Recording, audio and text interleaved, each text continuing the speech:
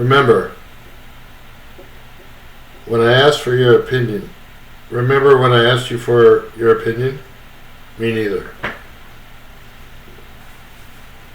But you can comment and like if you want. I have a... am I live? I'm making this video on something that I never really expected to... I never expected to get to this point. I never thought I'd make a video like this. I'm making 2 videos today. Crazy. If you like to skate, this is an awesome skateboard, dude.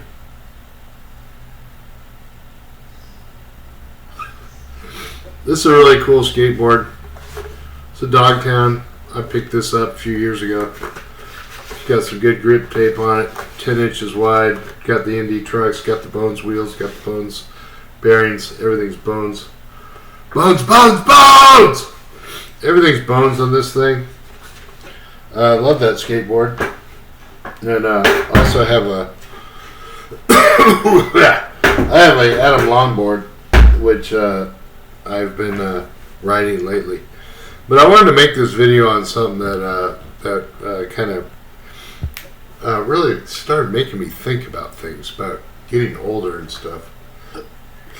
And now some of these things you just can't therapy your way through, because these are things that are very internal. And that's the loss of friends and people that you know in your life that you might have known. In my case, it's pretty much everyone in my entire family. My dad died in 1980. He took his own life. And my real mom died in 2010, I think 2011.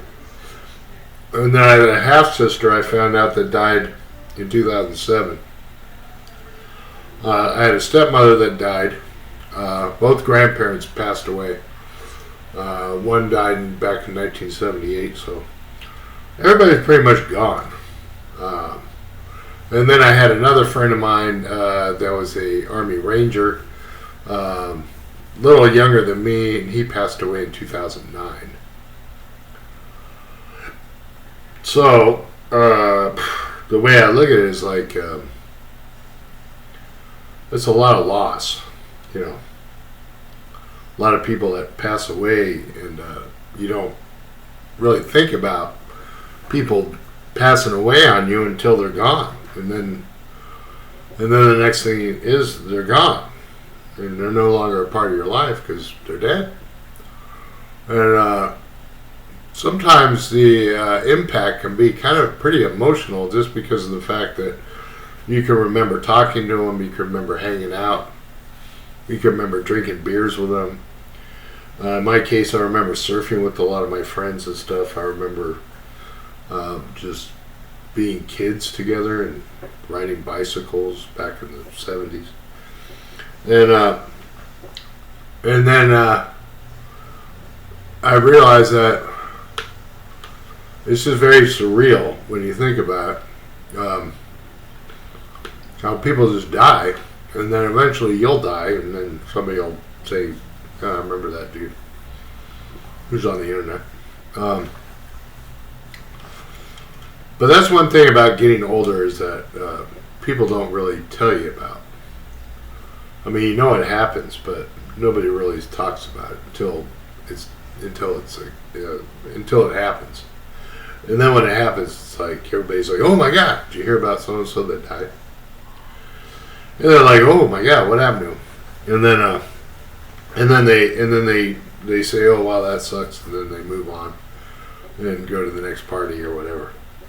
That was one of the things that kind of tripped me out about getting older, especially once you get past like 50 years old. You realize that a lot of people you know, they end up with like conditions, chronic conditions, illnesses, and then they just drop off and they die. And then a family member comes in, takes all their shit, and throws it in the garage somewhere, and then that's the end of that chapter. And I thought about that a lot, and how all of us struggle to achieve something in life, and everybody talks about, well, should I wait until I'm 67 years old to retire? Well, by the time you're 67, chances are you're going to have some kind of condition that's going to be somewhat debilitating for you. So I personally would say retire whenever you can. Like, retire as young as you can. That way you don't have to keep answering to people. You don't have to keep saying, yes sir, no sir. I will be there pronto. Because it's kind of hard to be there pronto when you're laid up in a bed somewhere. And that is one of the things that I've learned. I've been very blessed, though. Personally, I've been blessed with having almost dying in 2005. I went to the doctor recently, and the doctor said, congratulations. And I said, what the hell? What are you talking about? He's like, you made it. I'm like, what do you mean I made it? He's like, you've lived for 20 years, longer than anybody thought you would.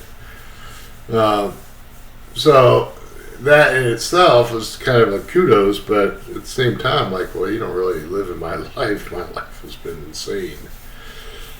Just trying to, survive. Because you have to take medications that keep you healthy and all this other stuff.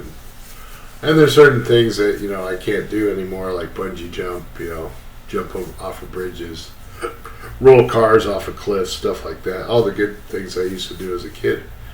But on the other hand, you reach a point where things are not, you're kind of, you know what to expect in life. And you're not going to be as frivolous with some of the things that you have. Like, say, if you have an extra $100, you're not going to go down to the bar and blow it just because you can. And that's one of the things I've learned with getting older, is that just because you can do something doesn't necessarily mean that you should. And then there's some things that you can change and some things you just can't. You have to say, it is what it is.